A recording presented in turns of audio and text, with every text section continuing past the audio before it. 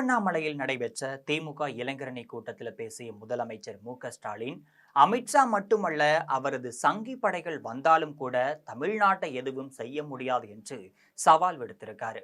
பீகாரை வென்றுவிட்டோம், இனி அடுத்த இலக்கு தமிழ்நாடுதான் என்று அமித்ஷா சொன்னாலும், அவர் மட்டுமல்ல அவரது சங்கி படையை தமிழ்நாட்டிற்கு வந்தாலும் எதுவும் செய்ய முடியாது என்று முதலமைச்சர் மு.க.ஸ்டாலின் ஆவேசமா சவால் விடுத்திருக்காரு. திருவண்ணாமலையில் துணை முதலமைச்சர் உதயநிதி ஸ்டாலின் தலைமையில் நடைபெற்ற திமுக இளைஞரணி வடக்கு மண்டல நிர்வாகிகள் சந்திப்பு கூட்டத்தில் முதலமைச்சர் மு.க.ஸ்டாலின் சிறப்புரை ஆற்றியிருக்காரு. இந்த கூட்டத்தில் துரைமுருகன், ஆர். ராசா உள்ளிட்ட முக்கிய தலைவர்களும் கலந்து கொண்டிருந்தாங்க.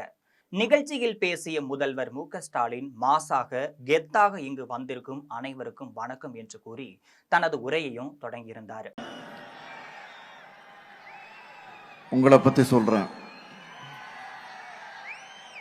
மாசா கெத்தா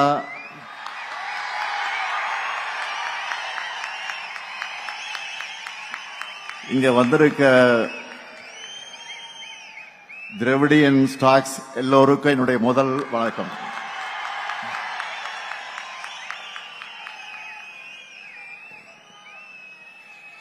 நிகழ்ச்சியிலே பங்கேற்று உரையாற்றி அமர்ந்திருக்கக்கூடிய கழக பொதுச் செயலாளர்,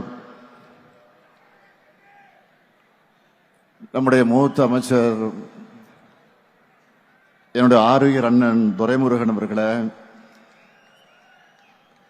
முதன்மை செயலாளர் மாண்புமிகு அமைச்சர் கே.என். நேரு அவர்களே, கழக இளைஞரணியின் செயலாளர் மாண்புமிகு துணை முதலமைச்சர் தம்பி உதயநிதி அவர்களே, நிகழ்ச்சி ஏற்பாடுகளை சிறப்பாக செய்த அமைச்சர் ஏவா வேலுவை முதலமைச்சரும் பாராட்டியும் இருந்தார். ஏவா வேலுவிடம் ஒரு வேலையை கொடுத்தால் அது பற்றி கவலைப்பட தேவையில்லை என்ற அளவுக்கு மிக சிறப்பாக வேலைகளை முடித்து விடுவார் என்று புகழாரமும் சூட்டியிருந்தார். வேலுகிட்ட ஒரு வேலையை சொல்லிட்டா அதை பத்தி நாம சிந்திக்க வேண்டிய அவசியமே இல்லை. அப்படி இந்த கூட்டத்தை சிறப்பா ஏற்பாடு செஞ்சிருக்கக்கூடிய வேலுவர்களுக்கு என்னதான் இளைஞரணியின் தம்பி உதயநிதி நன்றி சொல்லியிருந்தாலும், தலைமை கழகத்தின் சார்பில் தலைவர் என்கிற முறையில் நானும் நன்றி கூற விரும்புகிறேன். இளைஞரணி திரளை பார்த்தபோது தனது பழைய நினைவுகள் வந்ததாக முதலமைச்சர் குறிப்பிட்டிருந்தார். உங்களை பார்க்கும்போது 50 ஆண்டுகள் டைம் டிராவல் செய்து பின்னால் போனது போல இருக்கிறது.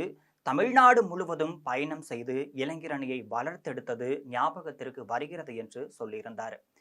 இளைஞரணியினரின் எனர்ஜி இப்போது எனக்கு டிரான்ஸ்பர் ஆகியிருக்கிறது என மகிழ்ச்சியுடன் தெரிவித்திருந்தார்.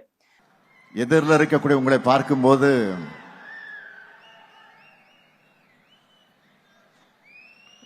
ஒரு 50 ஆண்டுகள்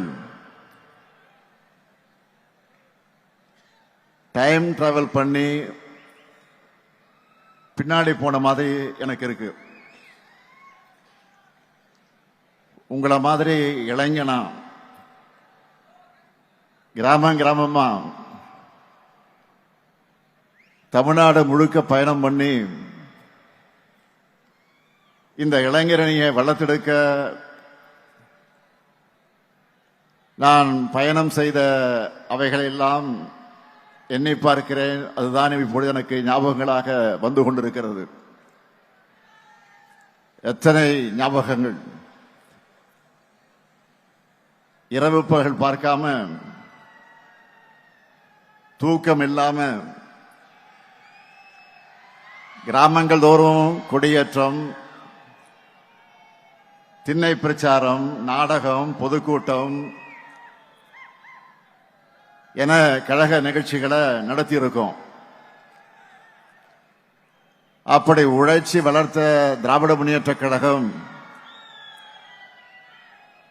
75 ஆண்டுகளை நிறைவு செஞ்சிருக்கிறோம். அப்படிப்பட்ட கழகத்திற்கு புது ரத்தமாக வந்திருக்கக்கூடிய உங்களை எல்லாம் பார்க்கும்போது புது மகிழ்ச்சியும் நம்பிக்கையும் பிறக்குது. அது மட்டுமல்ல, உங்களுடைய எனர்ஜி எனக்கு டிரான்ஸ்பர் ஆகியிருக்கு இப்போ. மேலும் என்ன சொல்லியிருக்காருன்னு பாத்தீங்கன்னா, திமுகவை அண்ணாவிற்கு 40 வயது இருக்கும்போது, கருணாநிதிக்கு 25 வயது இருக்கும் போதும் இளைஞர்களால் தோற்றுவிக்கப்பட்ட இயக்கம் இது என்று பெருமையுடன் குறிப்பிட்டிருந்தார். இந்த மாபெரும் இயக்கத்தை பேரறிஞர் அண்ணா அவர்கள் தொடங்கினப்போ அவருக்கு வயசு 40. தலைவர் கலைஞருக்கு 25 வயசு தான். பேராசிரியர் நாவலர்னு பலரும் அவங்களோட இருந்தவங்க அத்தனை பேருக்கு 20கள் தான் இருந்திருக்கிறாங்க. பாஜகவின் இலக்கு குறித்த மத்திய உள்துறை அமைச்சர் அமித்ஷாவின் கருத்திற்கு முதலமைச்சர் மு.க.ஸ்டாலின் நேரடியாகவே பதிலடியும் கொடுத்திருந்தார். பீகாரை ஜெயித்து விட்டும், இனி அடுத்த டார்கெட் தமிழ்நாடு தான் என்கின்றார் அமித்ஷா. அமித்ஷா மட்டுமல்ல, சங்கி படையே வந்தாலும் கூட எதுவும் செய்ய முடியாது. ஏனென்றால் இது தமிழ்நாடு. எங்கள் கேரக்டரை நீங்கள் புரிந்து கொள்ள மாட்டீர்களே என்று சவால் விடும் தோணியில முதலமைச்சர் மு.க.ஸ்டாலின் பேசியிருந்தார்.